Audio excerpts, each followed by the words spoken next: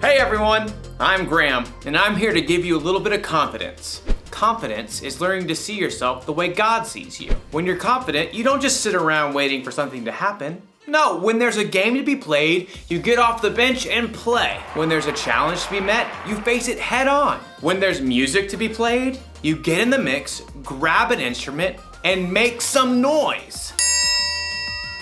See what I mean? Confidence. Believe it or not, some people think the triangle isn't that important of an instrument. The band could get along just fine without it. But we know better, don't we? I mean, how else would you know when someone on TV had a good idea? Or how would you know when someone had the right answer on a game show? The answer is the Yangtze River. And of course, who can forget the dinner bell?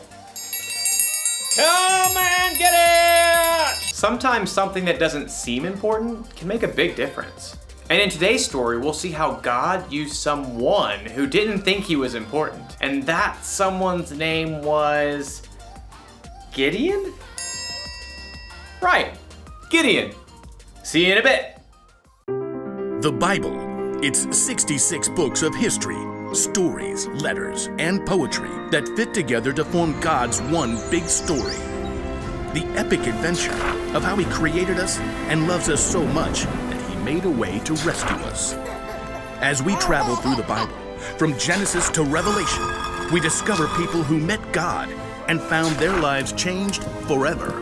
Now, for an amazing story, inspired by the book of Judges, chapters 6 through 8. As many times before, the Israelites turned away from God. He allowed the Midianites to take over their land. God's people hid out in caves. When they tried to grow plants or tend to livestock, the Midianites would show up and destroy their crops and animals. At last, the Israelites cried out to God for help. He heard them and sent the angel of the Lord to a man named Gideon, who was threshing grain in a winepress.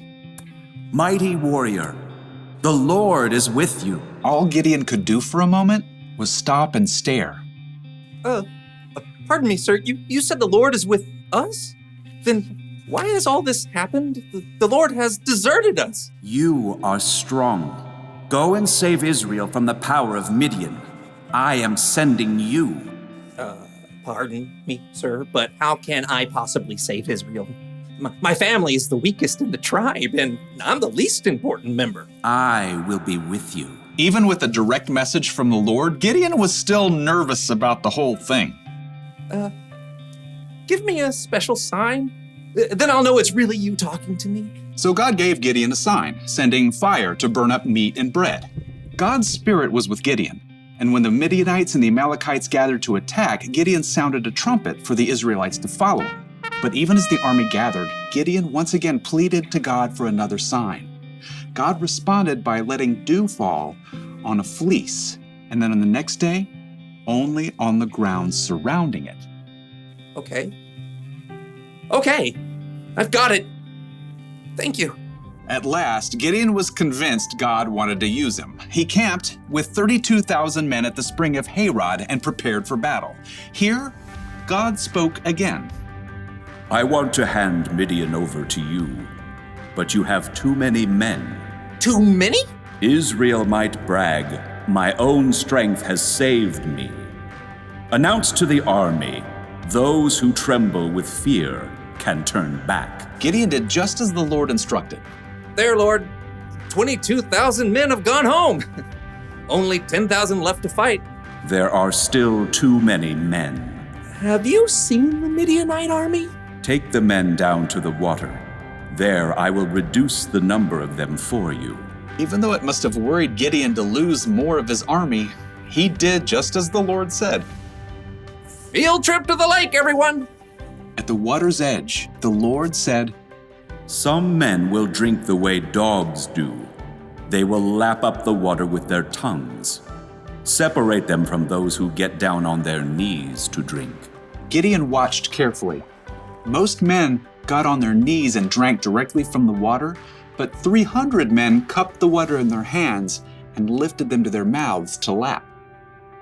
So, God, I send those 300 men home and keep the other 9,700, right?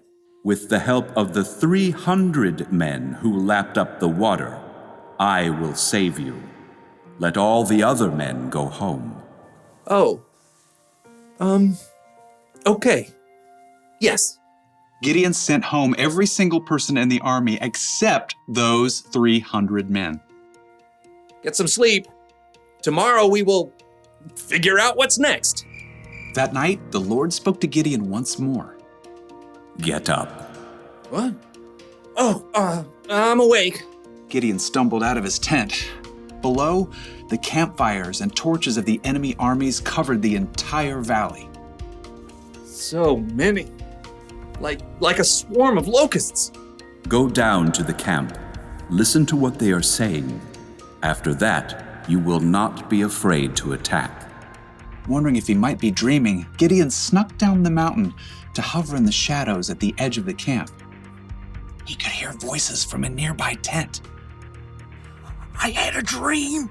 A round loaf of barley bread came rolling into the camp. It hit the tent with great force and knocked it flat. Wow, but that can only be the sword of Gideon from Israel. God has given him the whole camp. Gideon listened in shock. Wow, God. Thank you. At once, Gideon scrambled back up the hill to the Israelite camp. Get up! Get up! The Lord has handed the Midianites over to you. Quickly, Gideon separated the 300 men into 3 groups and handed each one a trumpet and a clay jar with a torch inside. Watch me. Do what I do. I'll go to the edge of the enemy camp. Then we'll blow our trumpets from all around the camp and shout, "For the Lord and for Gideon!" Gideon and his men headed quietly down the slope, fanning out in groups to surround the vast enemy camp. Okay, get ready. As soon as Gideon sounded his trumpet, he smashed his jar so the torch shone brightly. The other 300 men did the same. For the Lord! A sword for the Lord! Gideon! The Israelites held their ground, but their enemies panicked, confused by the trumpets and bright lights that pierced the dark night. They're coming from everywhere. The enemy armies were so confused, they began to fight each other, and then they fled in fear. After the men! Gideon and the Israelites chased their enemies all the way to the Jordan River and beyond until all the enemy armies were destroyed. The Israelites begged Gideon to rule over them. I will not rule over you. The Lord will rule over you. Yep, Gideon was an underdog, filled with doubt, but he still chose to follow God, and God used him to save the Israelites. According to Gideon, he was the least important family member and the weakest family of his tribe. He certainly didn't think God would use him to lead an army to victory over their enemies, but sometimes God uses people who don't seem important to make a big difference. You see this all through the Bible. Think of Jesus. He didn't pick the strongest, smartest, and most holy people to be his 12 closest friends. He picked regular guys, fishermen and tax collectors to be his disciples, and they went on to make a huge difference in the world. Hey, maybe that means God can use someone like me too, or someone like you. We don't have to know everything. We don't have to be important. God can do big things through us. Maybe he can use you to help a friend who's having a bad day. Maybe he can use you to solve a problem in your community. Or you might invent something that's never existed before. You might not think you're that important, and you might not think you're ready to make any kind of big difference. But the truth is, God thinks you're important, and he's totally ready to use you for something amazing. That's the one thing to remember today. God can use you no matter what. Knowing that should give you a little confidence. Why is my mouth watering? Oh, must be dinner time. I'll see you around.